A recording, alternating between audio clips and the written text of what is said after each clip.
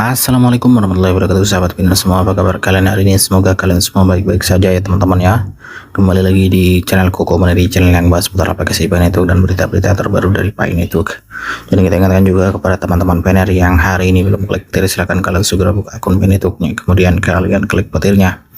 Oke, seperti biasa di sini kita akan update info terbaru dari Pi Network ya teman-teman ya, dan tanpa berlama-lama kita langsung aja gas ke info terbarunya. Oke, di beranda Pi kita informasinya masih info tanggal 29 Mei ya teman-teman, dan masih belum ada update baru. Buat teman-teman yang kemarin ketinggalan tentang informasi yang ada di beranda Pi ini, kalian bisa cek aja di bagian Learn More ya. Ini nanti kalian akan diarahkan ke blog resminya Pi Network, dan di situ penjelasannya sudah diterangkan semua ya. Oke, di sini ada informasi berita terbaru dan perkembangan terkini dari Pi Network. Pi Network memiliki salah satu lintasan paling tidak biasa dalam sejarah kripto. Setelah bertahun-tahun melakukan penambangan seluler dan membangun komunitas, proyek ini akhirnya meluncurkan mainnet terbukanya pada awal tahun 2025. Dan tahun pertama sama sekali tidak membosankan. Volatilitas harga, perdebatan tentang pencatatan di bursa, hambatan KYC, dan masalah pertumbuhan ekosistem telah mendominasi berita utama. Baik Anda seorang pioner yang telah menambang sejak 2019 atau seseorang yang mencoba memahami apa sebenarnya proyek ini. Berita terbaru tentang Pi Network menggambarkan protokol yang berada pada titik kritis. Jaringan ini mengklaim memiliki puluhan juta pengguna, tetapi mengubah komunitas tersebut menjadi utilitas blockchain yang nyata tetap menjadi tantangan utama. Berikut adalah kondisi sebenarnya pada pertengahan tahun 2026 tanpa hype yang biasa terjadi. Kemudian status terkini dari peta jalan mainnet terbuka Pi Network.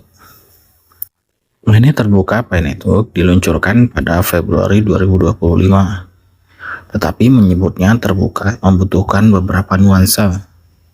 Tim inti selalu menggambarkan transisi ini sebagai proses bertahap dan beberapa pembatasan pada transfer token dan fungsionalitas ekosistem hanya dicabut secara bertahap.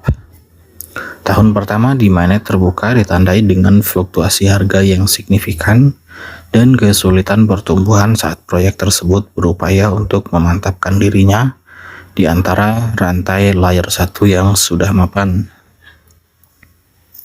Peta jalan tim inti secara konsisten mengarah pada 3 kondisi yang harus dipenuhi sebelum jaringan dapat dianggap sepenuhnya terbuka dan terdesentralisasi.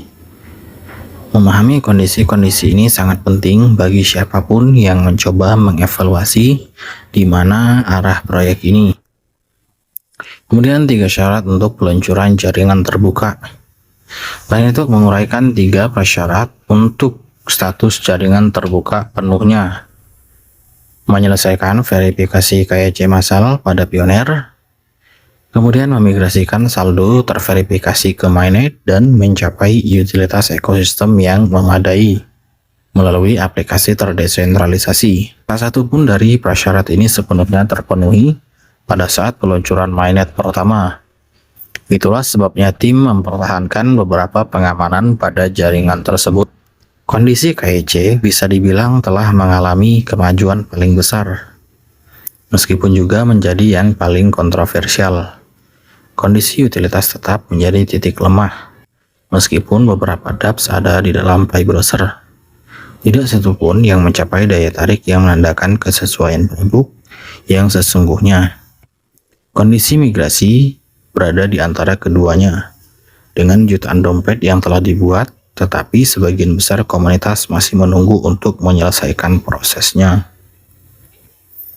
Kemudian, kemajuan pada tujuan mainnet tertutup.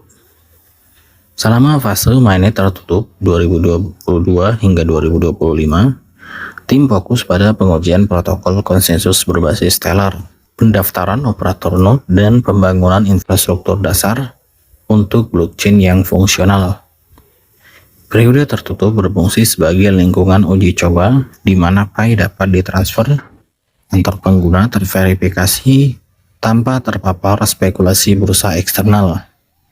Sejak dibuka, fokus telah bergeser ke protokol 21. Peningkatan mainnet utama dengan tenggat waktu Juni 2026 yang mengharuskan semua operator Node untuk memperbarui perangkat lunak mereka. Kemudian migrasi KIC dan tahapan penting onboarding pioner. Proses verifikasi KIC telah menjadi salah satu aspek yang paling banyak dibahas dan diperdebatkan di Pi Network sejak awal berdirinya. Dengan basis pengguna yang diklaim lebih 50 juta, memverifikasi identitas dalam skala besar merupakan upaya logistik yang sangat besar, dan kecepatan verifikasi seringkali menjadi sumber frustasi di antara pioner.